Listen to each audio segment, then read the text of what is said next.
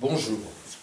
Alors, nous allons consacrer cette vidéo à l'art du questionnement. C'est quelque chose qui m'a paru très intéressant parce qu'on a parlé à plusieurs reprises, effectivement, de la reformulation, du dialogue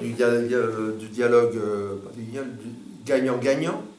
Nous avons vu comment être dans une position de vie le plus possible, plus, c'est-à-dire ok, puisque vous savez qu'il y a des gens qui peuvent se sentir pas ok avec quelqu'un qui se sent ok, c'est-à-dire il se sent dévalorisé, petit. S'il est avec une personne qui n'est pas non plus très bien dans sa peau et lui n'est pas bien dans sa peau, effectivement, nous ne construisons pas, les gens n'ont qu'une envie, c'est de s'en aller, etc. C'est ce qu'on appelle les positions de vie. Parler au présent est quelque chose qui a été extrêmement mis en avant à travers les RP, mais aussi dans cet entretien. Ne parlez pas lorsque vous êtes en entretien. Donc le questionnement, quand est-ce qu'on l'a, effectivement, c'est dans les entretiens d'embauche, les entretiens métiers aussi. On a des questionnements réciproques, mais là vous maîtrisez plus dans un entretien métier. Dans un entretien d'embauche, vous êtes dans une situation où vous pouvez guider un peu l'entretien, vous réfléchissez sur l'entretien, vous le supervisez dans votre tête, mais vous êtes quand même dans la mouvance de la personne qui a organisé l'entretien, puisqu'elle vous a invité. Donc quand on est invité quelque part, on ne s'impose pas, on n'impose pas ses idées, on essaye d'être, on peut s'affirmer, mais on essaye d'être dans une certaine souplesse. Alors, l'exemple de questions avec justement cette reformulation qui est difficile pour certains, je vais vous donner un exemple. Savez-vous à quelle date vous envisagez de pourvoir ce poste, dit le candidat? À quelle date c'est prévu pour le 15 mars? Ah, pour le 15 mars, très bien. Que pensez-vous de commencer une semaine avant afin d'assimiler nos méthodes pour être plus vite opérationnels? Ainsi de suite, ce ne sont pas des singeries, c'est une suite de phrases, voilà, que l'on va présenter. Alors, toujours parler au présent. Qu'est-ce qu'on va avoir comme interrogation face à nous? Que souhaitez-vous mettre en place? On peut dire à la personne. Le recruteur va vous dire ce que je souhaite mettre en place. C'est une nouvelle façon de faire la comptabilité. Pour l'instant, j'avais une personne. Là, avec vous, ça va permettre d'avoir deux personnes. Vous laissez par une question ouverte la personne s'exprimer. Bien sûr, lorsqu'elle aura exprimé les choses, alors bien sûr, si ça n'en finit pas, vous pouvez avoir une réaction. Là aussi, comment on coupe une conversation, c'est toujours une préoccupation.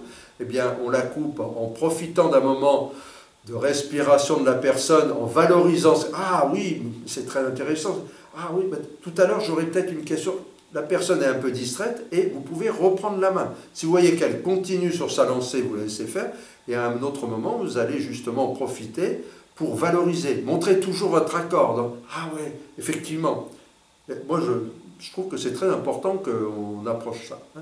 Toujours de ne pas être dans la singerie, mais de valider ce que la personne est en train de dire, c'est-à-dire que vous lui apportez ce qu'on appelle des strokes en analyse transactionnelle, vous lui apportez des signes de reconnaissance, pas au terme, au sens de la reconnaissance que l'on a vis-à-vis de quelqu'un pour ce qu'elle a fait pour vous, mais de reconnaître la personne, de la connaître, de voir, de montrer qu'elle existe et qu'elle a de la valeur. Alors il peut y avoir aussi des signes de reconnaissance pour une personne négative, parce que des fois, même se faire un peu disputer, la personne est contente, on s'est occupé d'elle, on connaît ça chez les enfants, qui ont besoin souvent d'attirer l'attention, même par des bêtises, pour qu'on s'occupe d'eux. Que souhaitez-vous mettre en place donc? Pourquoi? C'est une question qui va revenir, c'est une question très importante. Le quoi et le pourquoi, vous êtes seul maître à bord du navire, mais n'en faites pas trop, vous allez expliquer tranquillement les choses et vous allez valider que la personne est bien d'accord avec vous, vous avez bien répondu. C'est bien comme ça que vous voyez les choses. C'est bien, j'ai bien répondu à votre question, c'est clair. Soyez dans ce dialogue, cette conversation. Ne laissez jamais mourir le dialogue. Ne laissez jamais mourir le dialogue. Alors, ça demande un peu d'entraînement et c'est pour ça que plus vous aurez d'entretien, hein, si vous n'en avez qu'un, ça toute une épreuve et c'est monumental. Essayez d'avoir le maximum de fer au feu, essayez d'avoir le maximum d'entretien, comme un commercial, hein, quand il a un maximum d'affaires en cours, eh bien, il est très à l'aise, il est beaucoup plus puissant et il est beaucoup moins à baisser le dos et à passer par tous les trous de souris qu'on va lui présenter pour arriver à quelque chose qui finalement ne sera intéressant ni pour l'un ni pour l'autre. Comment devrais-je traduire cet objectif en action concrète? Nous aurons un objectif qui effectivement sera de temps. Comment pourrais-je traduire cet objectif donc de façon concrète? Bien voilà, vous aurez une équipe. Amenez à la personne, plus elle parlera, plus elle exprimera des choses, plus vous montrerez votre intérêt, votre compréhension, assertivité, plus la conversation prendra forme et pourra être plus détendue. La personne se détendra. Là aussi, s'il y avait plusieurs personnes et que les gens posent des questions, répondez bien en fonction de chacun d'entre eux. En quoi le fait que je n'ai pas un master, ou la maîtrise totale de ceci, de cela, du chinois ou autre, vous pose-t-il problème? C'est vrai que finalement, en Chine, les gens parlent pratiquement tous anglais dans les milieux professionnels. Donc ça pourrait être intéressant parce que d'avoir un contact avec les gens du pays dans leur langue, c'est bien.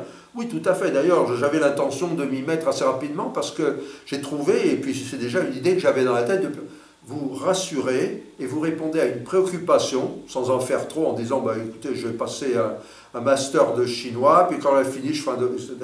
N'en faites pas trop.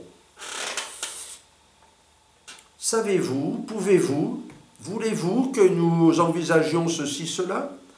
Est-ce que la façon dont je vous réponds est une bonne façon?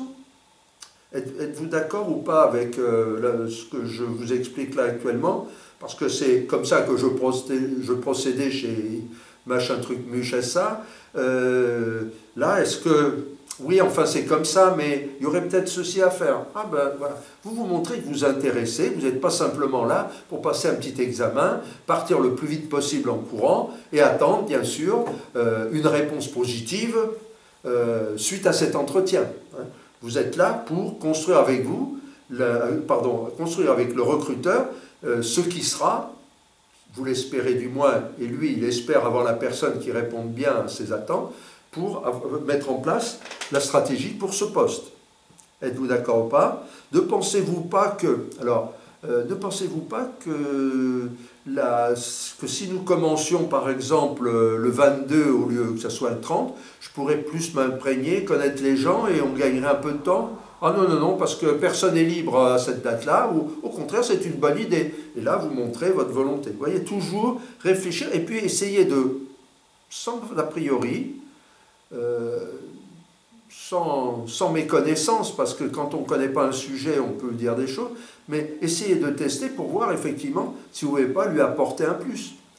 Peut-être, je vais étudier quelques dossiers en attendant la date d'embauche. On peut vous dire oui, on peut vous dire non, on peut vous dire que c'est une mauvaise idée, une bonne idée, on est d'accord, on n'est pas d'accord. Mais le sujet est lancé, la conversation est sur les rails.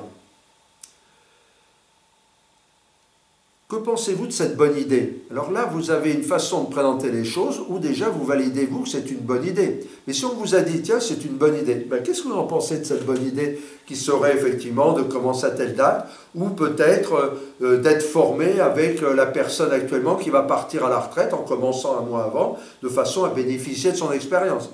Ça c'est une bonne idée, oui. Est-ce que cette réponse vous satisfait? Qu'est-ce que quelqu'un qui va au château, qu'est-ce qui ne convient pas dans ma réponse? Vous pouvez me préciser?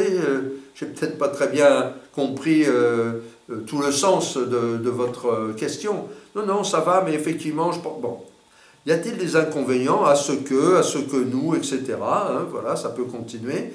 Quelle action souhaitez-vous que je mette en place en premier? Voilà une bonne question à poser. Quelle action souhaitez-vous? On en reparlera, c'est peut-être pas trop le moment parce que vous êtes plusieurs candidats, mais effectivement, il faudra qu'on parle de ce qu'on met en premier. Ou alors, effectivement, en premier, moi, la personne que je vais embaucher, ou vous, parce que des fois on parle à la personne comme si elle était embauchée, je vous demanderai, j'aimerais que vous fassiez ceci ou cela.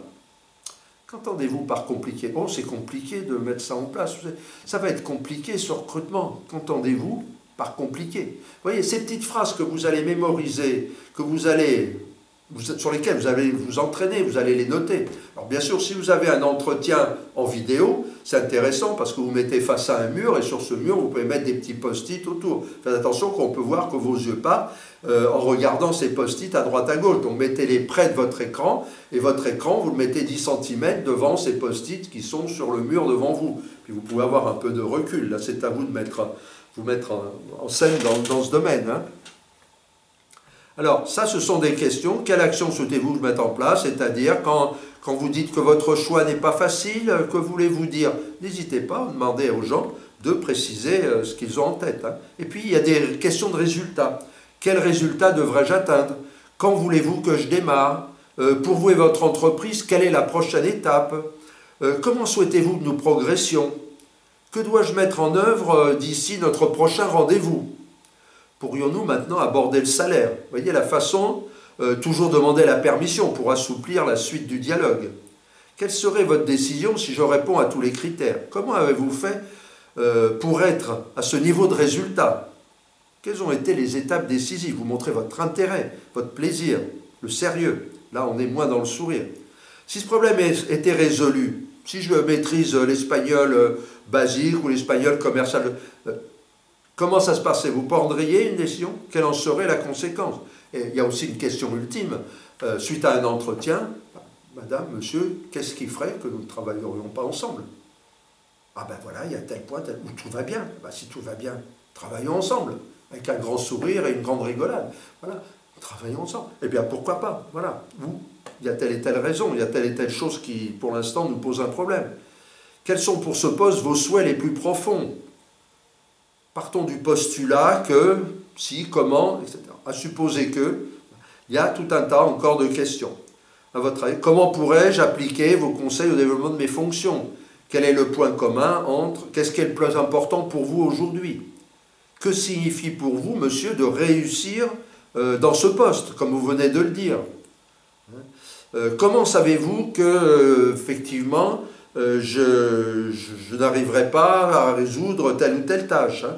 Qu'est-ce qui pourrait freiner votre décision, votre objectif, notre objectif? Et si ce problème était pour nous une opportunité, qu'en pensez-vous? Voilà. Creusez, creusez, creusez.